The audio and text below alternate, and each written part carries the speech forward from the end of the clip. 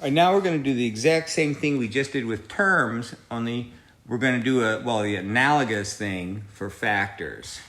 So we have AC equals B. That's the same thing as A equals B over C. In other words, if you have a factor where you're multiplying by a number on the left side of the equation, it's the same thing as dividing by that number on the right side of the equation. So remember with terms, if you're adding on the left of the equation, it becomes subtraction on the right of the equation. Here, you're multiplying on the left, it becomes dividing on the right.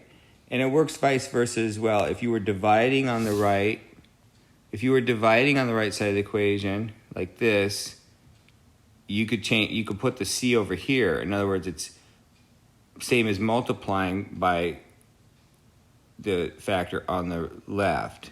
Some people think of this as what's called cross multiplying, if you've heard that before. That's all it is. You're saying, well, if I'm dividing on the right, then it would become multiplying on the left. But when you rewrite it, you have to write it without the C on the right, okay? Okay, so let's see how this works. I just wrote out what I just said. Again, it's for your PDF file so that when you re-look at this, you can see the explanation. And if you didn't understand what I just said, you can read this over and it'll help you.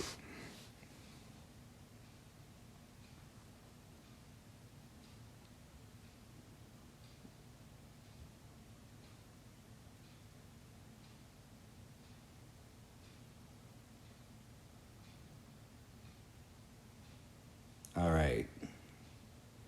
So here's an example. Very simple example. 2x equals 5. Oops, got a little ahead of myself there. So I've got 2x equals 5. It's 2 times x, right? So if I want the 2 on the right, because I'm trying to solve for x, it just goes in the denominator. That's it. You're done. Now you could say, oh, I'm going to divide both sides by 2 and write over 2, and then cancel those, and then write this.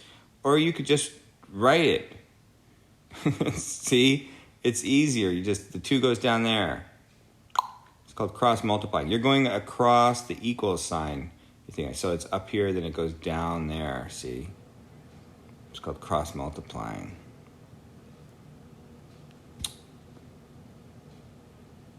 Same thing here. This 2 just goes up there from the denominator on the left to the numerator on the right because, well, it's actually 1/2 is a factor of the left side. So that means if I move that to the right, 2 is a factor of the right. So that's why it's 14, 2 times 7. Cross multiply.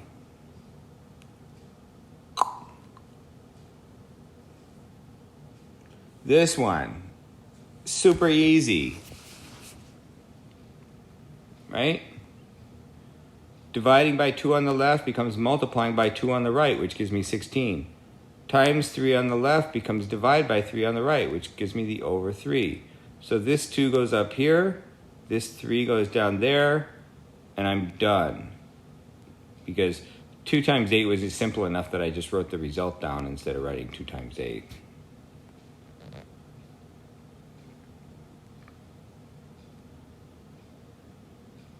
This is another way to do it, the kind of traditional way of doing this.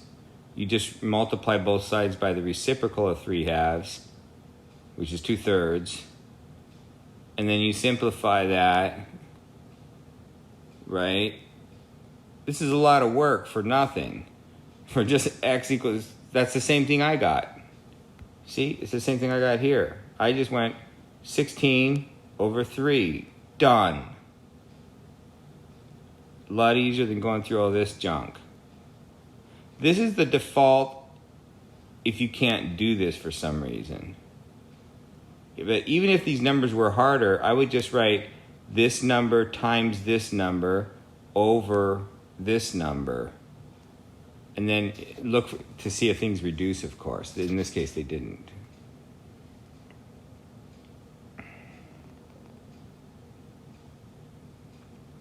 So that's called cross multiplying, which is usually taught wrong, unfortunately. It's usually taught this way, and you think, oh, the two arrows cross. But that's not what the cross refers to. Cross multiplying does not refer to the arrows crossing. Notice I cross multiplied here. Well, actually, there I did have arrows crossing, but they're not these arrows. I cross multiplied here, and the 2 just went down there. It's going across the equals. It's kind of the visual idea. So, you know, if you go from the denominator, you go across the equals to the numerator.